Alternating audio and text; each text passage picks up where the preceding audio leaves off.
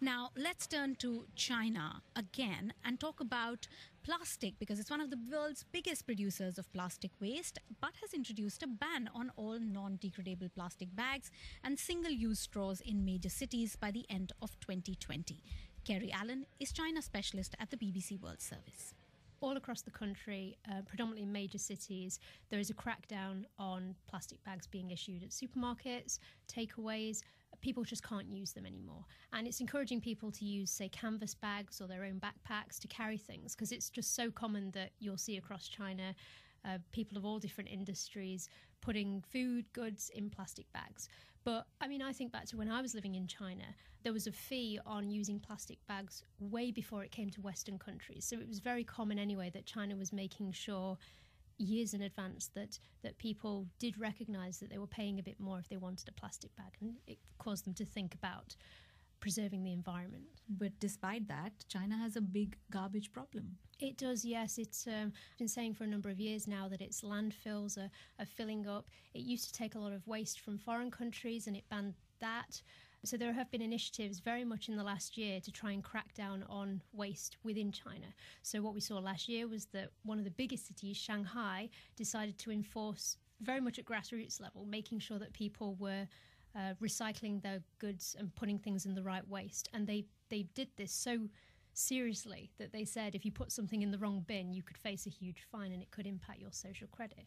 Now, Shanghai rolled that out last year, but also cities like Beijing are doing it this year, and a number of tier 1 and 2 cities. So these are the major cities in China that are now making sure that it's a cultural thing that people recognise that you don't just put things in the wrong bin. You're very much disciplined to recognise that there will be implications if you don't crack down on waste. But cultural changes often not only are effective if there are fees and fines, but also if there's infrastructure to provide alternatives. What do you see as the biggest challenges in enforcing this ban? Well, China's doing a lot, I mean, compared to other countries already, in making sure that companies as well as people, the very basic level, do obey this. So one of the things that started happening is that hotel chains, for example, they've started cracking down on disposable plastics and they have faced huge fines. And so they've already, I mean, in the case of Shanghai, there's already been the case of police actually going in and targeting these companies and giving them huge fines. At the same time, China does have a worry because it's got a big manufacturing industry. It's so common, you look at your clothes, you look at things you buy and you see the words made in China on. So at the same time that China is trying to crack down on all this excess plastic, it's also producing a number of goods on a huge scale.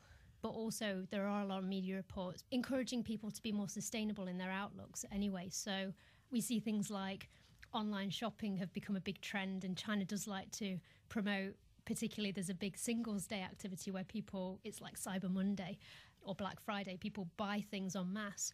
But at the same time, people are starting to think nowadays about just buying fewer things that will last, as opposed to buying lots and lots of goods. And the other story I wanted to talk to you about is this really disturbing one about a theme park using a pig for their stunt that marked their opening. Tell us about it. Yeah, this is absolutely shocking. When I opened my email this morning and saw this story, my jaw just dropped. So this happened in a city in southwest China called Chongqing, and they were promoting a new bungee jump experience. And in order to market this, they decided to take a huge live pig and attach it to the bungee jump and throw it off the bungee. And I've never seen anything like this in China before. I mean, I have seen cases where you've got animals being promoted at a certain site as a stunt. So, you know, you have things like cat cafes, for example.